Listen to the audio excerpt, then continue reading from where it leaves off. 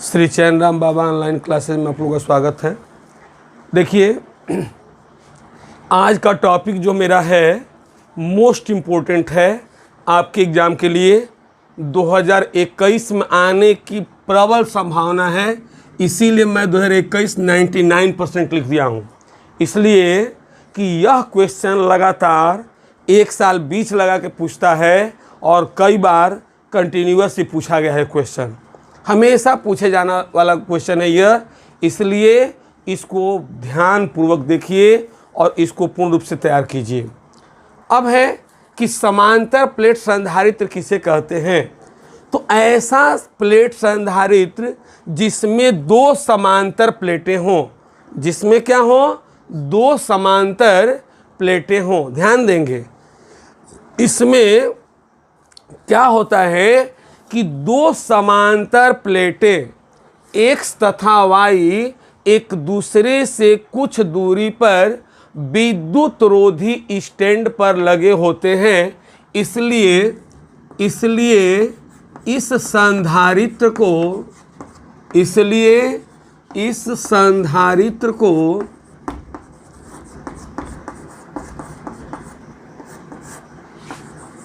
समांतर प्लेट संधारित्र कहते हैं। समांतर प्लेट संधारित्र कहते हैं।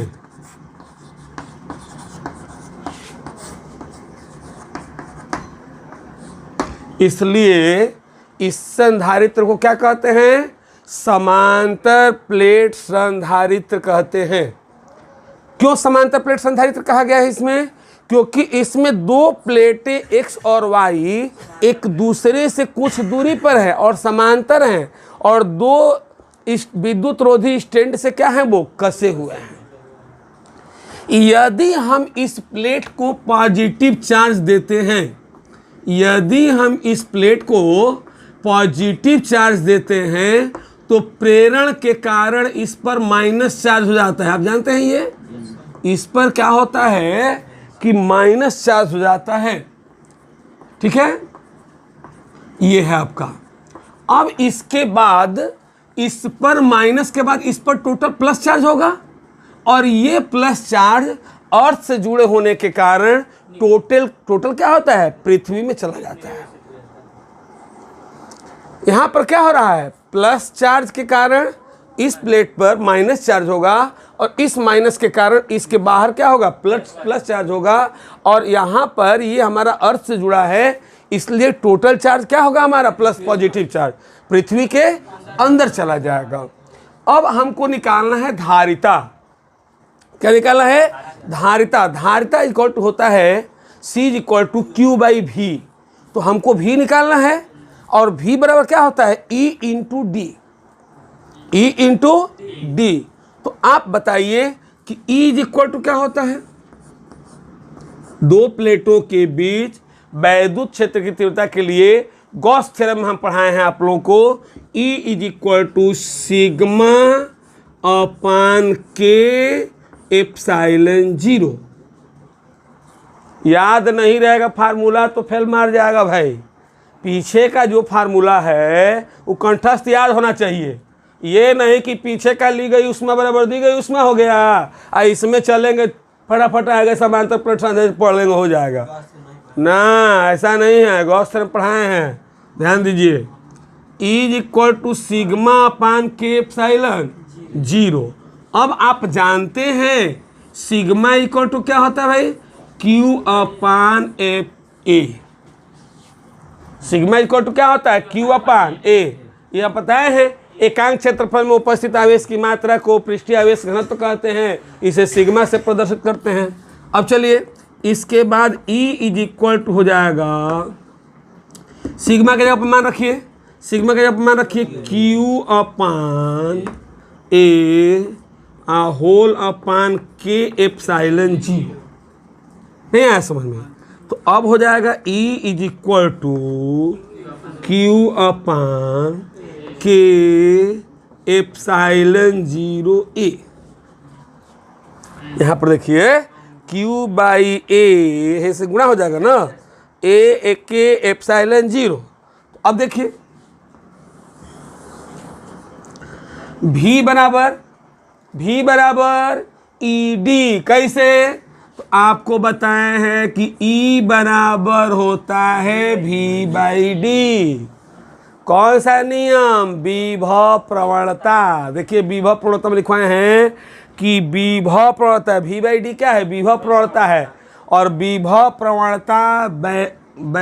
प्रवणता का ऋणात्मक मान वैद्युत क्षेत्र की तीव्रता के बराबर होता है। E बराबर minus delta V by delta x लिखवाए हैं। क्या बताए हैं कि वैद्युत क्षेत्र की तीव्रता विभव प्रवणता की ऋणात्मक मान के बराबर होता है। बड़ी इंपॉर्टेंट फार्मूला है भाई, ये डेरिवेशन है, जान लीजिए। तो हम देखिए यहाँ पर E इक्वल टू क्या हो गया हमारा, मैं साइड वर्क यहाँ लिखते चल रहा हूँ सभी फार्मूले का, नहीं तो आप लोग डिस्टर्ब हो जाएंगे। देखिए भाई साइड वर्क मैंने समझते हैं ना, अलगा से कोई काम, इसको उठा के ले चल रहा हूँ वही साइड वर्क में, जगह घेरे हुए हैं यहाँ पर। सिग्मा इज इक्वल टू क्या होगा, क्यू बाई ए। देखिए एक सेकंड में भुला रहे हैं आप लोग। अरे भाई थोड़ा सा माइंड फ्रेश करके बैठिए। अब सुनिए V बराबर क्या होगा, यानी E बराबर क्या होता है, V बाई डी। तो V इज इक्वल टू क्या हो जाएगा यहाँ पर, ई डी होगा ना। तो अब यहाँ पर लगाइए V is equal to E D. तो V is equal to E का मान देखिए यहाँ निकाले हैं, Q upon K epsilon 0 A into small D. हमको निकालना क्या है, तो C इज इक्वल टू क्या होता है, Q बाई V। तो C is equal to Q upon V क्या पर क्या है, Q upon K epsilon 0 A into D. सुनिए Q से Q बेचारा क्या होगा, तो अब देखिए यहाँ पर दैट इम्प्लाइज ये उलट जाएगा। तो C इज इक्वल होगा के एप्सिलॉन 0 ए अपान डी। एक फार्मूला आपका डिराइव हो गया। यदि माध्यम, ये तो हरदम चलेगा, यदि माध्यम हवा या निर्वात हो।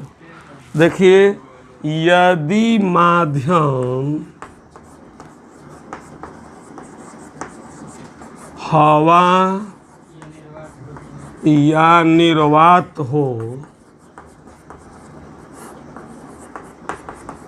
तो K इज इक्वल टू 1, इसको C0 कहेंगे। एप्सिलॉन 0 ए आप बटा डी, इक्वेशन फर्स्ट है, इसको मानेंगे इक्वेशन सेकंड। इक्वेशन फर्स्ट में इक्वेशन सेकंड से क्या कर दे, भाग दे दे। तो देखिए C upon C0 equal to K epsilon 0 A upon D, upon में एप्सिलॉन 0 ए अपान डी। तो इससे कट जाएगा, तो ये हो जाएगा आपका C इज इक्वल टू के C0।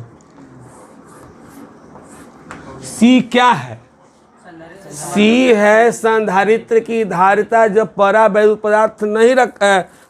पदार्थ रखा गया है। और C0 क्या है, निर्वात में। इसका अर्थ है कि किसी भी समांतर प्लेट संधारित्र के बीच यदि परावैद्युत पदार्थ रख देते हैं तो उसके संधारित्र की धारिता K गुनी बढ़ जाती है। समांतर प्लेट संधारित्र की धारिता क्या होगी, K गुनी बढ़ जाती है। याद रखेंगे, क्या बोलेंगे आप, कहीं नोट कर लीजिए उसको नीचे लास्ट में, कि अतः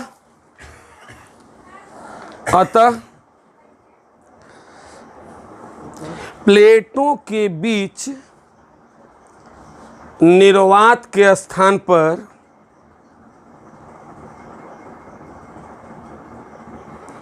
परावैद्युत माध्यम होने पर, परावैद्युत माध्यम होने पर संधारित्र की धारिता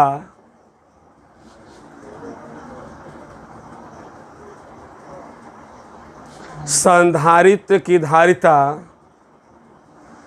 के गुनी बढ़ जाती है। संधारित्र की धारिता के गुनी बढ़ जाती है। तो याद रहेगा आप लोगों को, एक बार मैं और रिवाइज कर दे रहा हूँ 1 मिनट के लिए, 1 मिनट समय लगेगा। और तो समांतर प्लेट संधारित्र किसे कहते हैं? समांतर प्लेट संधारित्र के लिए होता है कि ऐसा संधारित्र जिसमें 2 समांतर प्लेटें एक दूसरे से कुछ दूरी पर 2 विद्युत रोधी स्टैंडों द्वारा लगे हुए हैं। एक का किसी वाय स्रोत से कनेक्ट होता है और दूसरे भाग का प्लेट से कनेक्ट किया जाता है। जब हम इस पर प्लस चार्ज दे रहे हैं तो इसके सामने वाले पृष्ठ पर क्या हो रहा है? प्रेरण के द्वारा माइनस चार्ज हो जा रहा है और यह माइनस चार्ज इस पर क्या करेगा? बाहर प्लस चार्ज करेगा, लेकिन अर्थ से कनेक्टेड है इसलिए टोटल चार्ज क्या हो जाएगा? हमारा पृथ्वी के अंदर चला जाएगा। अब हम लिखेंगे C इज इक्वल टू 2 समांतर प्लेटों के बीच वैद्युत क्षेत्र की तीव्रता गॉस प्रमेय में निकलवाए हैं आपको। इज इक्वल टू क्या होता है? Sigma upon K epsilon 0 is equal to sigma upon K epsilon 0। Sigma equal to क्या होता है भाई? सिग्मा इक्वल टू देखिए मैं साइड वर्क में लिख रहा हूँ Q बाई ए अपान में के एप्सिलॉन 0, Q अपान में के एप्सिलॉन 0 ए। V बराबर क्या होता है? ED, V बराबर ED। तो E के यहाँ पर मान रख दीजिए Q upon K epsilon 0 E into D. हमको निकालना क्या है? हमारा एम क्या है? धारिता। धारिता C बराबर क्या होगा? Q by V। Q अपान में V का मान रख दीजिए, Q से Q बेचारा क्या हो गया? कट गया। तो C बराबर के एप्सिलॉन 0 A अपान डी। यदि माध्यम हवा या निर्वात हो तो K equal to 1, C equal to क्या हो जाएगा? अब देखिए C0 माध्यम जब निर्वात रहेगा तो क्या करेंगे? C0 मानेंगे। K इक्वल टू 1 हो गया, एप्सिलॉन 0 अपान डी। अब 1 में हम 2 से भाग दे दिए तो C अपान C0 के बच जाएगा। तो तिरछा गुणा करेंगे तो यहाँ लिख दिया हो, थोड़ा सा ध्यान से लिख लीजिएगा आप लोग, C इक्वल टू के C0। ठीक है, देखिए भाई सब्सक्राइब करना, लाइक करना ना भूलें। और देखिए फ़ायदा ये है, इतना इम्पोर्टेंट क्वेश्चन आज मैं बताया हूँ, इतना इम्पोर्टेंट एक अगला है इसके बाद वो ही और इम्पोर्टेंट है। तो आप लोग भाई देखिए सब्सक्राइब कर लेंगे तो तुरंत नोटिफिकेशन पहुँचेगा और लाभ ही लाभ मिलेगा एग्ज़ाम के लिए। चलिए।